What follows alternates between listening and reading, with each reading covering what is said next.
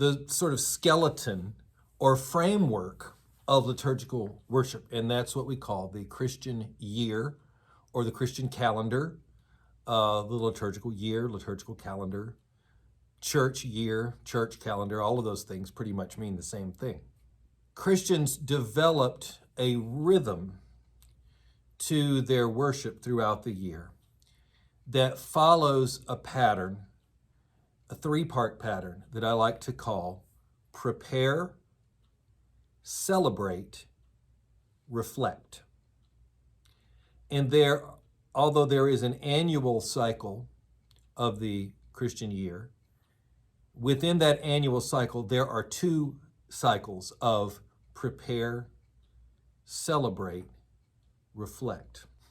I'm going to start actually with the first of those cycles historically, and that was the spring cycle of Christian worship. Very, very early on in Christian history, Christians began to celebrate annually the death and resurrection of Jesus. And that's what we would call Easter. The Feast of the Resurrection of Christ is Easter Sunday.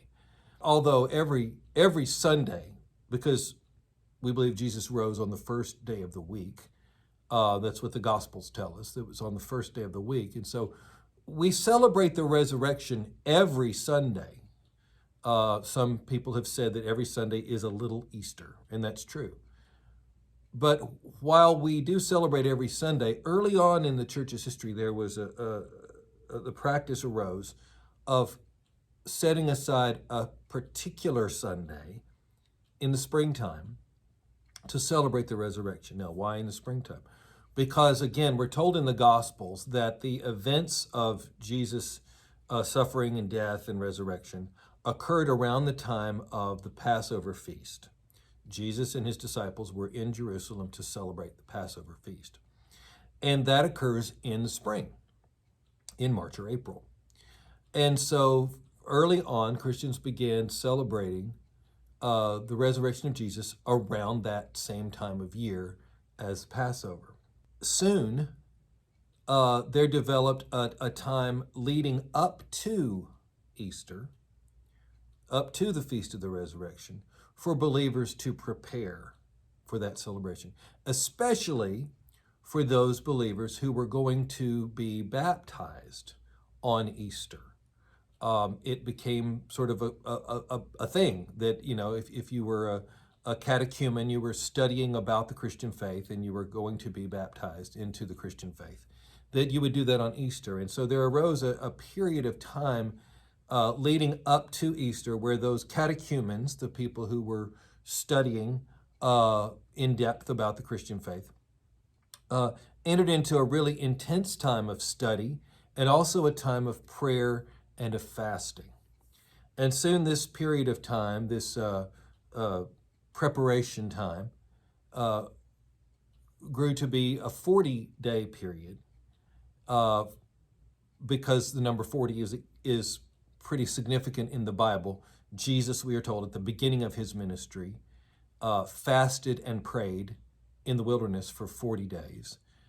We know from the story of Noah and the flood, it says that it rained for 40 days and 40 nights.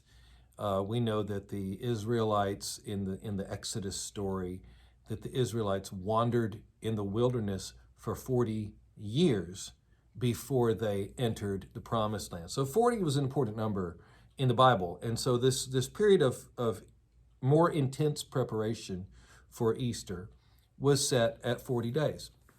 And in English, we call that season Lent.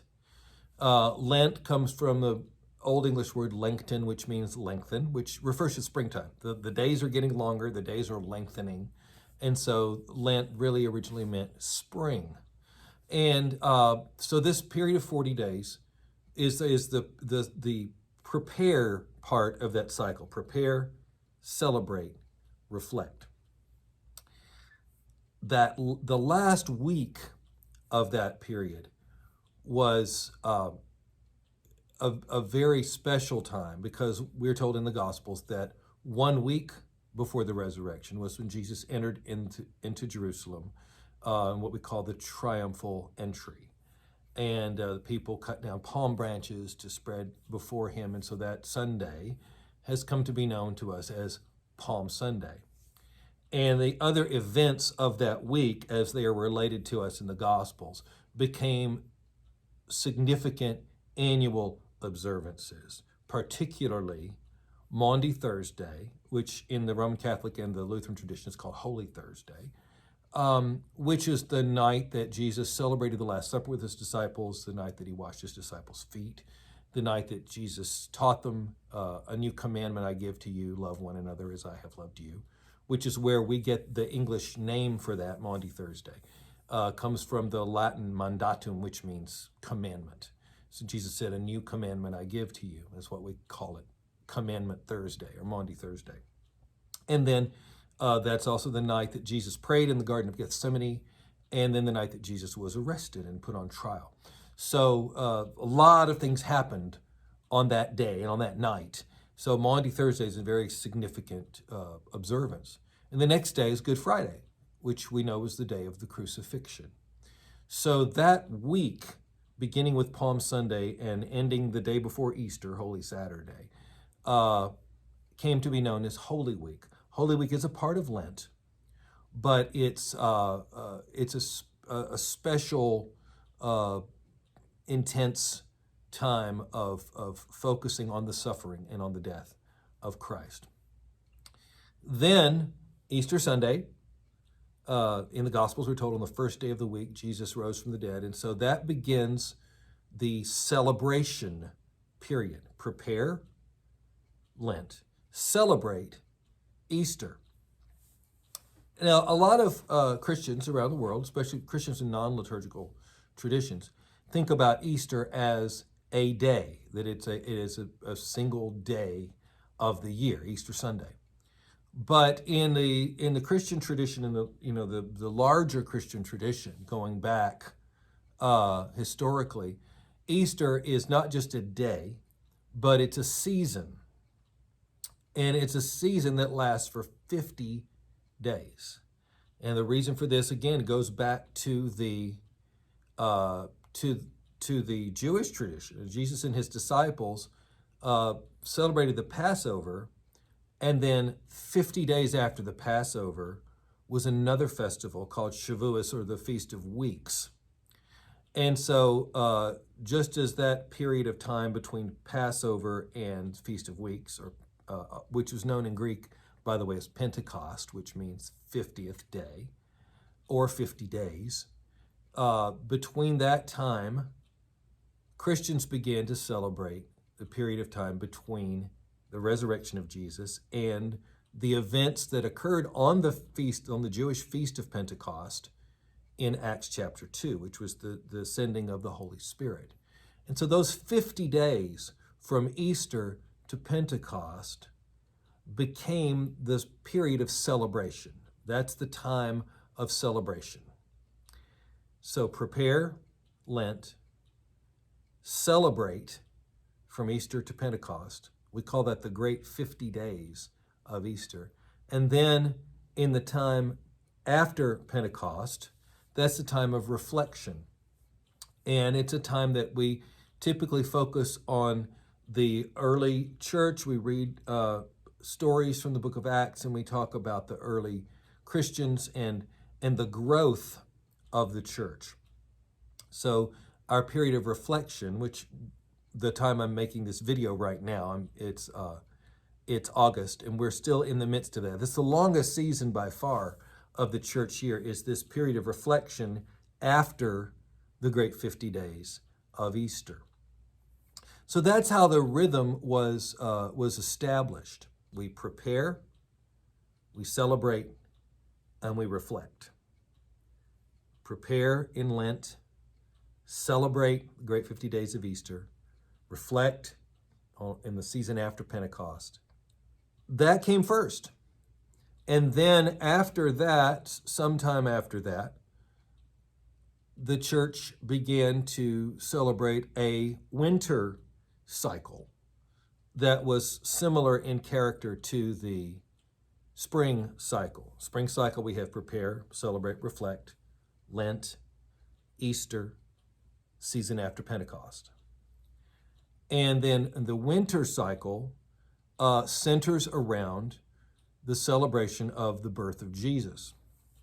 Now, I don't have time to get into the date of the choosing of the date for Christmas, but suffice it to say that there are a lot of ancient authorities that tell us that Christians were actually celebrating the Annunciation March 25th, which was also their New Year's Day at one time. They were celebrating the Annunciation when the angel Gabriel comes and tells the Virgin Mary that she's going to give birth to Jesus. That celebration was earlier. It came along historically earlier than the celebration of Christmas.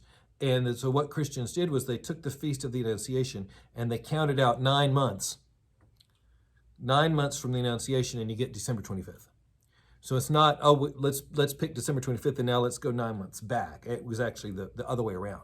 We'll start with the Annunciation, and we're going to count 9 months out, and that'll be the day that we celebrate the birth of Christ, December 25th.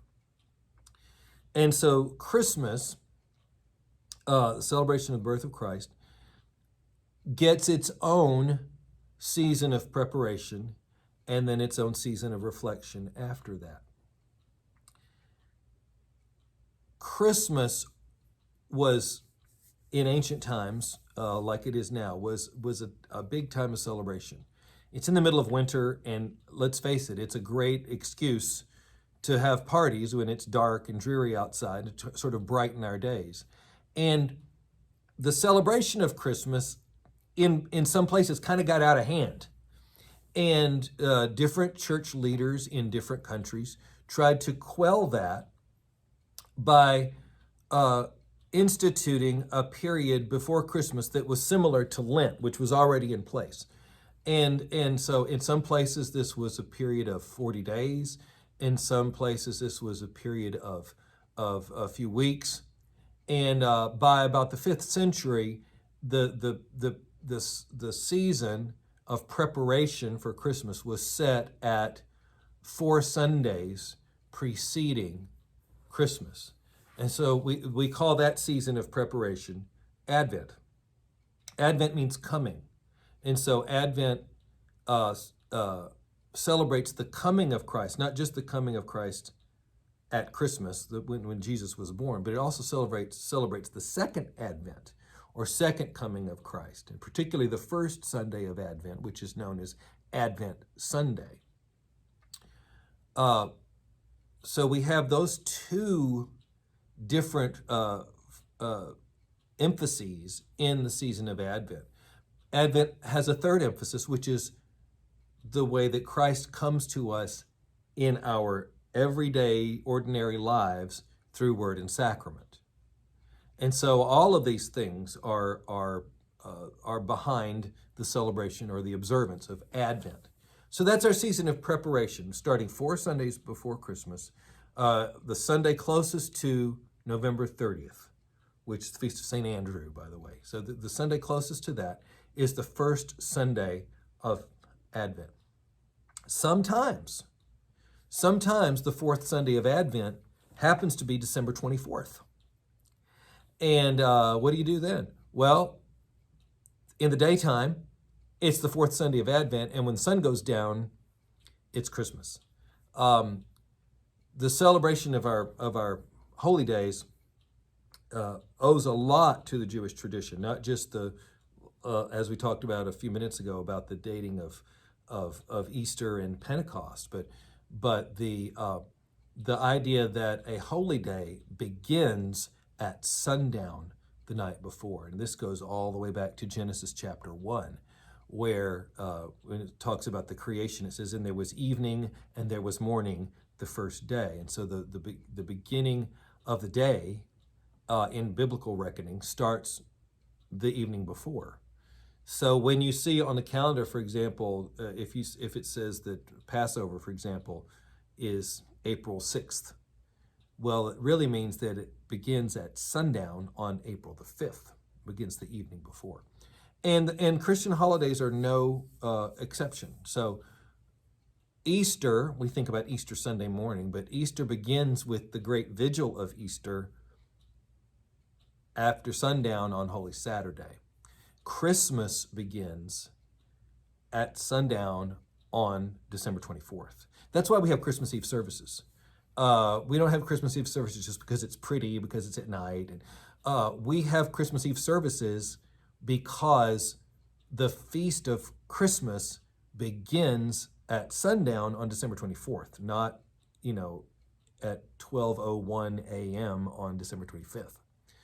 So if the fourth Sunday of Advent happens to fall on December 24th, then it's fourth Sunday of Advent during the day, and it's Christmas at night. It's Christmas Eve at night. So yeah, Christmas Eve is Christmas. And yes, it's okay to open presents on Christmas Eve. In Germany, that's the tradition, is you open presents on Christmas Eve. Christmas begins when the sun goes down on the 24th. There it is. So that's the season of preparation, which then ushers in a season of celebration, the season of Christmas. And there was, because of it, it's very arcane and involved to go into, but because there were some differing ideas of when the day should be celebrated between December 25th and January 6th. The church soon developed the celebration of the season of Christmas as a 12-day feast from December 25th to January 6th. And January 6th has become, for us in the Western church, the church that was originally centered around Rome, has become the day that we celebrate the arrival of the Magi, the wise men, because they didn't come the night that Jesus was born. We celebrate them on their arrival on January 6th. In the Orthodox Church, it celebrates that, but it also celebrates Jesus' baptism and the Jesus' first miracle of turning water into wine. It's called Theophany, which is the manifestation of God. We call it Epiphany, which is manifestation or appearance, with the understanding that it's the appearance of or manifestation of Christ to the Gentiles, the Magi being the first Gentiles to come and worship Jesus. So that's our period of celebration. Nowadays, beginning in the late 1800s, I think it was 1874, something like that. You had in this country, you had retailers beginning to sort of push that the days leading up to Christmas in order to encourage people to buy more stuff. And Macy's department store led the way with that. They were the first store to be open late on Christmas Eve. They invented the idea of having a Christmas shopping season that begins the day after American Thanksgiving, and they started having their Thanksgiving Day parade early in the 20th century, which is really a Christmas parade. I mean, let's face it, it's got Santa Claus at the end of it, right? And they instituted that to sort of create this idea that the day after Thanksgiving, American Thanksgiving, begins the quote-unquote Christmas season, or really the Christmas shopping season. Of course, the United States is the only country that has Thanksgiving when we do. So, Thanksgiving is an American civil observance. It's not a religious holiday per se. So the date of American Thanksgiving doesn't really have anything to do with when Christmas begins or doesn't begin. Other countries that the fourth Thursday of November is not a holiday. And the day after that is not a significant day on the calendar. But we've been conditioned by that, by the push that the retailers have. We've been conditioned by that to think of the time between Thanksgiving and Christmas as the Christmas season. But it's not. That's not the season of celebration. That's the season of preparation. That's the season of Advent.